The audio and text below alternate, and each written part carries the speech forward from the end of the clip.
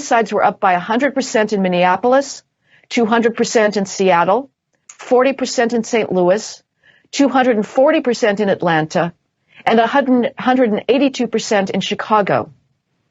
In New York City, shootings have more than doubled so far in 2020 compared with last year. In June, 97% of New York shooting victims were people of color. Since George Floyd's death, at least 35 children under the age of 18 have been fatally shot, nearly all black. We have been here before.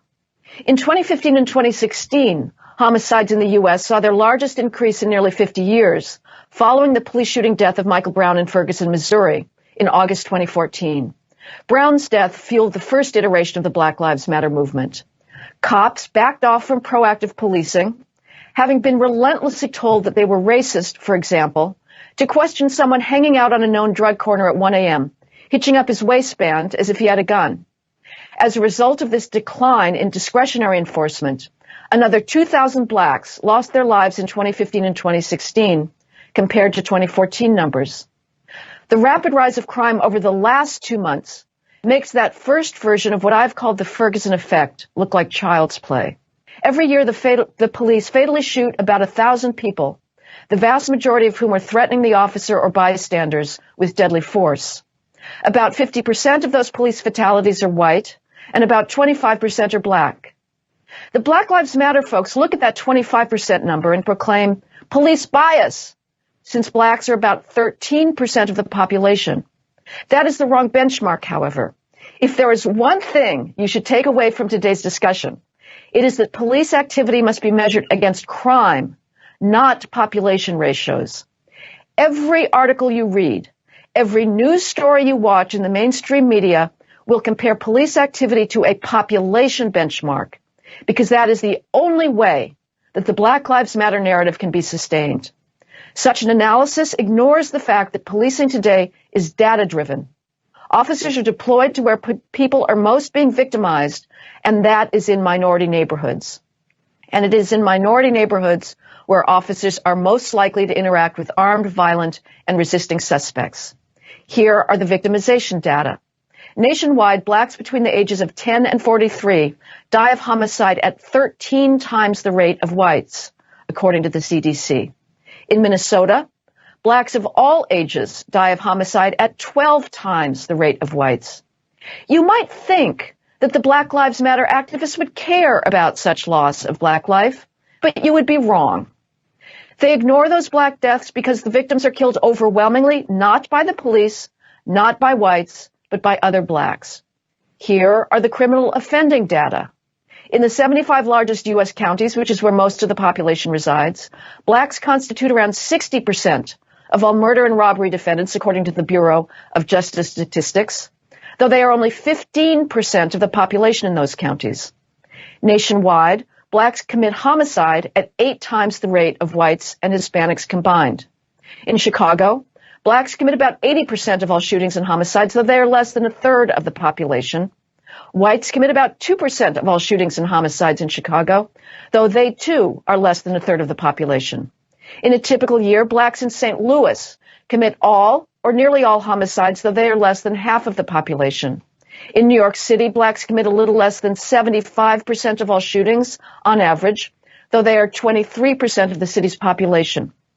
Whites commit less than 3% of all shootings in New York City, though they are less than 34% of the city's population.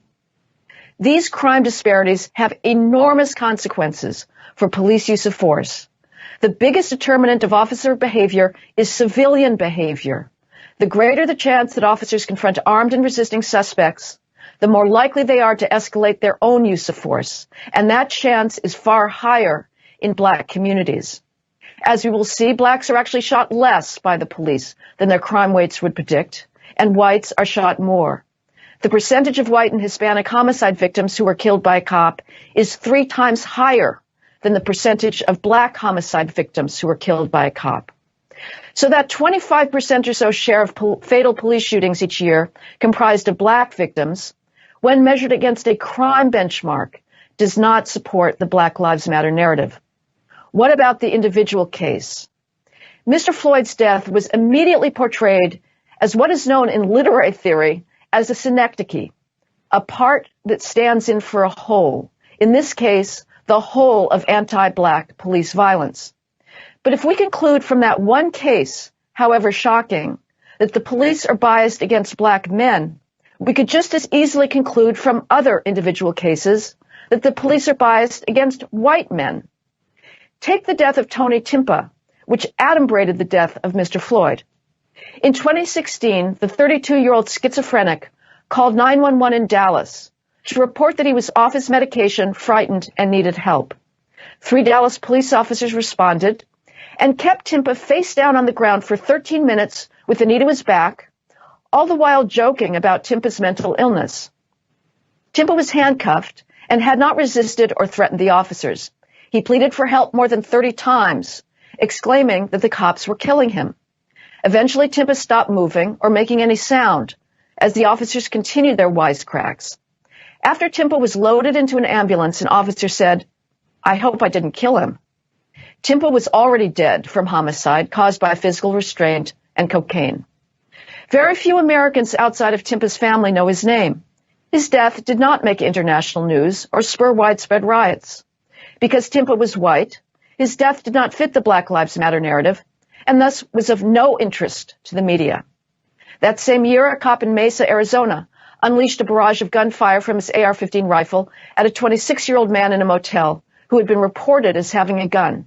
The victim was down on his hands and knees in the corridor outside his motel room, trying to comply with the conflicting demands that a sergeant was screaming at him and begging, "Please don't shoot me."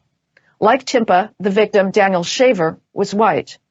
In 2015, the year that the Black Lives Matter movement became a national phenomenon, a 50-year-old white man in Tuscaloosa involved in a domestic violence incident ran at the officer with a spoon and was fatally shot. A white 25-year-old male in Des Moines led the police on a car chase and walked quickly towards the officer when he got out of the car and was fatally shot. A white 21-year-old male in Akron escaped from a grocery store robbery on a bike and didn't take his hand out of his waistband when commanded to do so and was fatally shot. None of these victims were armed. No one knows these men's names either because they don't help the narrative. Had any of these victims been black, however, there is a good chance that they too would have become international cause célèbre. The widespread perception that questionable police shootings occur exclusively or almost exclusively against black males is a function of selective coverage. Let's look more closely at unarmed victims of fatal police shootings.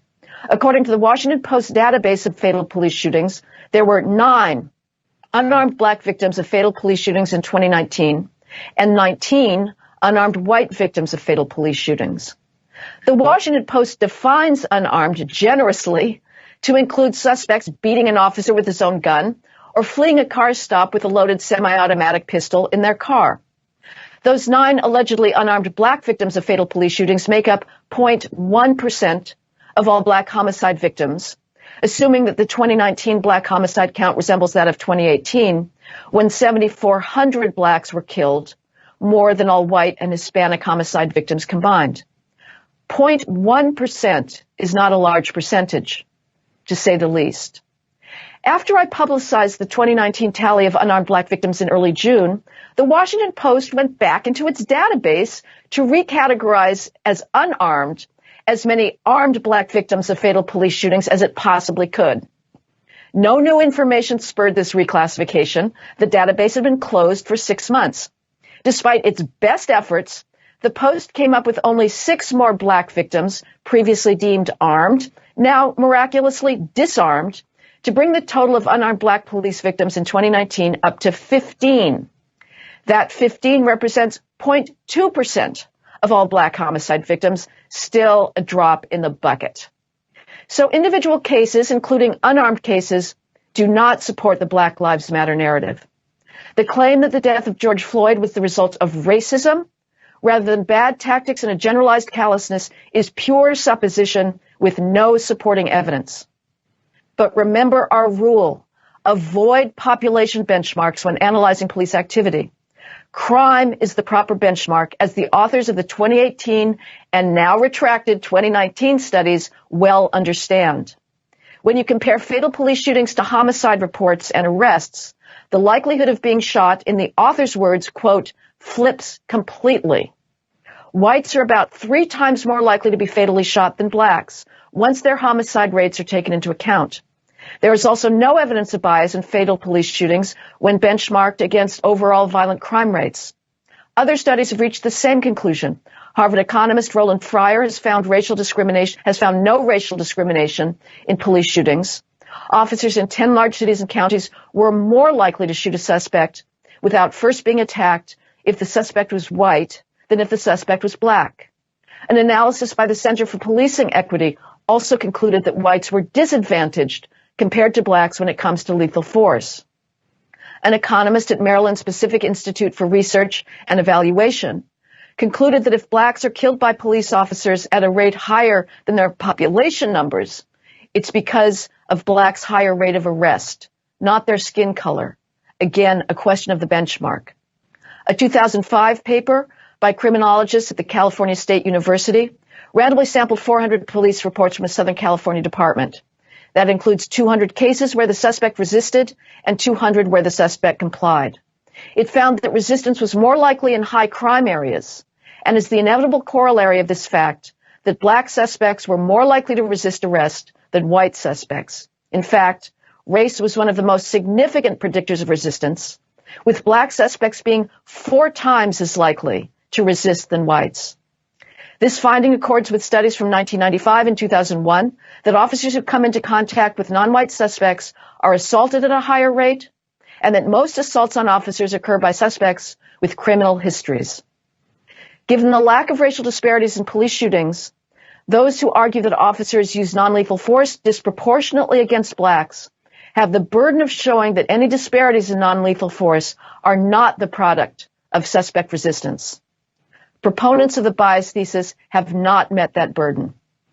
With the current tidal wave of hatred crashing down upon the police, further delegitimating their authority, suspect resistance will go up. That resistance will increase the chance of officer use of force, which, if videotaped and stripped of the civilian behavior that preceded it, will trigger new waves of civil violence.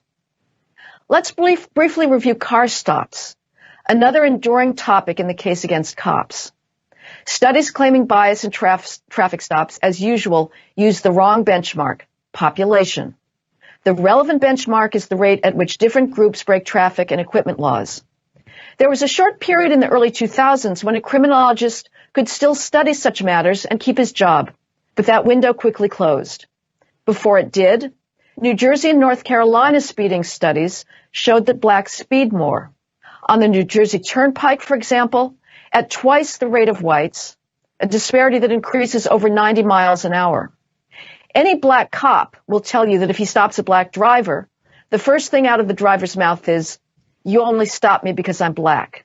The cop will respond, "No, I stopped you because you ran that red light or were driving 25 miles over the speed limit." I cannot comment on Senator Tim Scott's much circulated claims that he has been groundlessly stopped while driving. To do so, I would need to know the facts about each stop. We can stipulate, however, that law-abiding black men are more likely than law-abiding white men to be stopped and questioned at some point in their lives because they meet a suspect description. That higher chance of being stopped is a result of the fact that 1/3 of all black men have been convicted of a felony.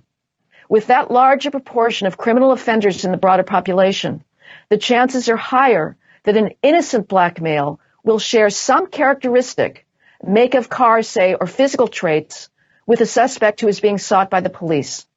That is a crime tax paid uniquely and tragically by law-abiding blacks. The solution to it is not to demonize the police. It is to lower black crime rates.